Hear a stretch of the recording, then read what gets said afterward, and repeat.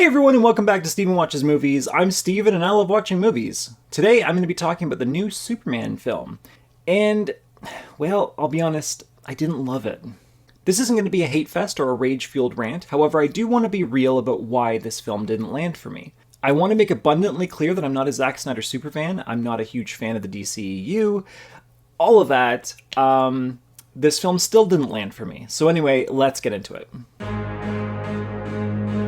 So legacy and expectations, I think, is a good place to start with this, because there is a legacy to this character. You know, it's not a one-off film, it is a franchise, it is something that we've seen before. And when it comes to superheroes, Superman is the superhero. You know, I was very interested in a fresh take on Superman, and more importantly, a fresh take on the DC Universe.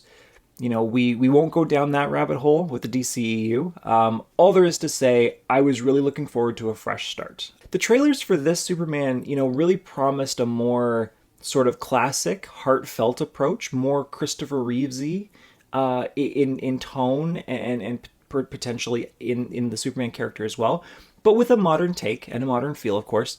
And that sounded great on paper. I was down for that.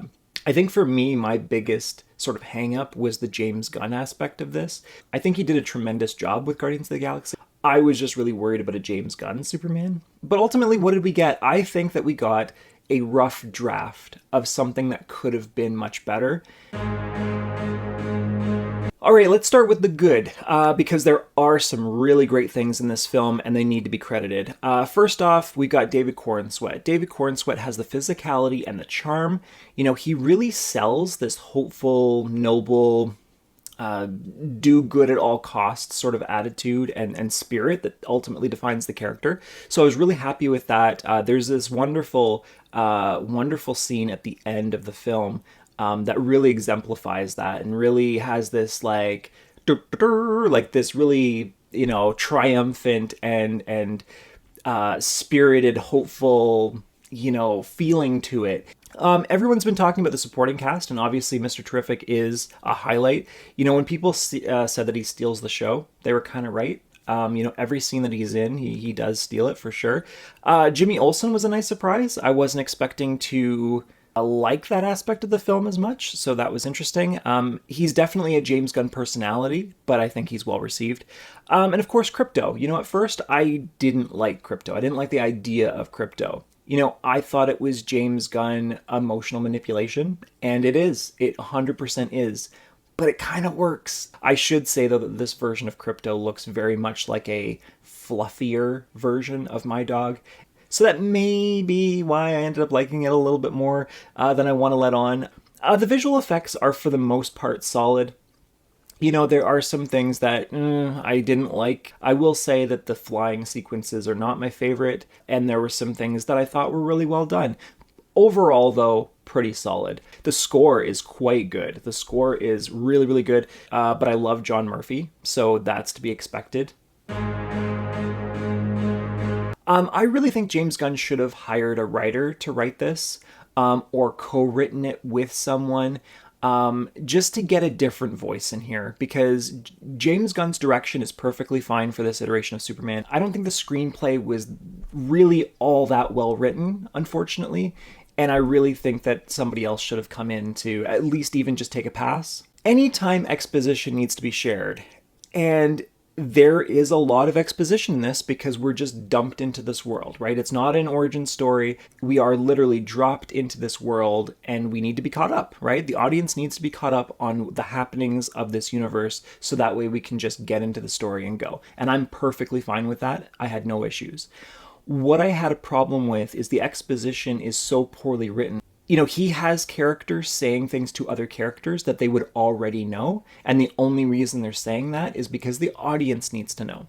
And there's a good and bad way of doing this. So for instance, there is a great example of how to do exposition well in this film, where Lois comes home and Clark is in her apartment, and Clark is making breakfast for dinner.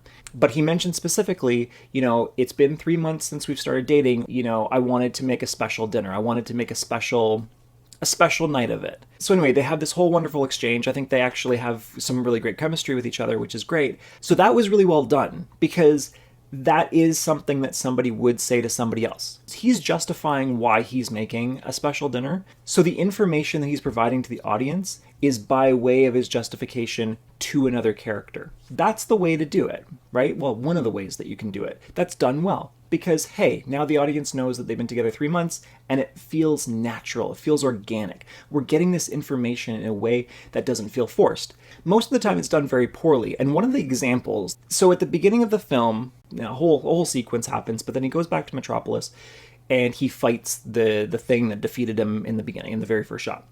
And it's essentially controlled by Lex Luthor. Lex Luthor has, he's giving instructions to his team to basically video game style defeat Superman. Really kicking Superman's butt. But here's the thing. There is somebody on his team that is watching this happen, and she's like, wow, Lex really knows his every move. It's like he knows what he's going to do. And then another member of the team says, oh, well, yeah, he's been watching Superman for some time now, and he knows he knows his every move kind of thing. And he's built 2,500 fight moves that he can then execute at any given moment to defeat Superman. Unless it's their very first day on the job, there is no reason for them to say that in that moment. They're literally giving that information to their own teammates. They would know what's happening. They work there. The only reason they're saying that is because James Gunn wants the audience to know what's going on. Which is fair. We do need to know what's going on. We do need exposition, but it's just done so poorly. Now, I will say, because this film does drop you into this world and you need to be caught up and all that sort of stuff, the film is pretty snappy. It's pretty well paced. Something else I wrote down. Why does the President Bravia look like that? Why? Like, we don't need him to have like mad scientist hair to know that he's a bad person. Just show him being a bad person through his actions and his dialogue. We don't need to, I don't know, it was just so over the top that it was silly. There were laughs in my theater, not in a good way. A note that I have here is David Corenswet is maybe not the greatest actor for this film, and I will say that in the positives, I gave David Corenswet a lot of praise because he does provide that hopeful, inspirational, Boy Scout attitude and spirit that Superman really has. But there are many times where, he is acting with his body and there's nothing really going on with the eyes. I don't know, I don't feel it. I don't feel the force behind it. It's showy, but it's not, I don't know.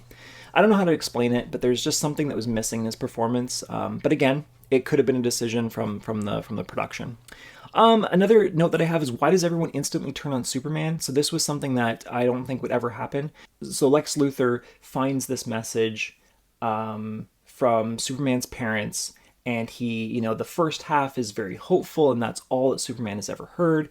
But then Lex Luthor is able to, by way of the engineer, is able to hear the entire message. And the entire message is not very hopeful. That's broadcast out to the public, but the public immediately turns on Superman. Immediately. And yes, we do see a lot of this in our own world, where people will immediately turn on other people and things like that. But you do see, even if the majority is turning on someone, like a celebrity or, a politician or whatever, typically there's still a faction of people that are going to be like, I don't necessarily believe this right now in this moment. I need more information. And I just felt like everyone instantly turned on Superman in this film once that message was shown.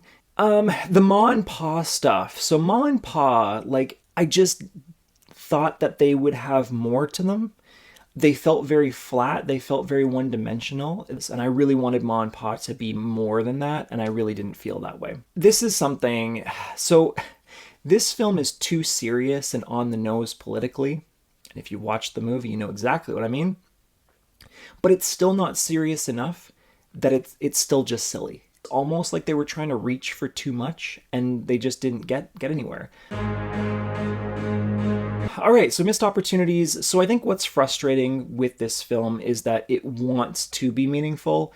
I think this film ultimately tries to do both. It tries to be fun and be a wild ride, but then also have those deep themes and really have something of substance and meaning in the film. But it doesn't do that well enough. But this sort of half, 1 foot in the door, 1 foot out kind of thing doesn't work. And I think that's a missed opportunity. Another missed opportunity, I think, is that we see a lot of people be inspired by Superman, but we're never really shown why, other than just him being Superman, right? And yeah, so it just never quite sticks the landing for me. I will say, in terms of the actual landing of the film, like the end, I loved it. I actually loved it. I think at the end it wraps up really nicely. It's got that fun vibe and attitude to end the film on, which I thought was really, really well done. So yeah, this film has heart, a lot of heart. Has moments that almost work, has some really great sequences, but I think it's just bogged down by just inconsistencies and not really knowing which way it wants to go. Again, this didn't land for me, but I'm very, very, very happy that people like this film. People are going out to see it. It's making money. It's something that, I want to see movies do well. I'm hopeful for what comes next. And honestly, when I watched it the first time in theaters, I wasn't super, super high on this movie. And then I watched it again, and honestly, I came home and I was like, you know what? It is better than the first time I watched it. I still have a lot of problems with it. There's a lot that does bother me and irk me, and I'm trying to not let it bother me, to just have fun. But maybe on the next watch, maybe on my third watch or fourth watch, maybe I'll start to, break down those barriers and just really enjoy it. But hey, that's just my take. What did you think about Superman? Did you love it? Did you hate it? Were you sort of down the middle of the road where you're like, could have been better, but it honestly could have been a lot worse too? Let me know in the comments what you think of it. Thank you so much for watching, and I'll see you in the next video.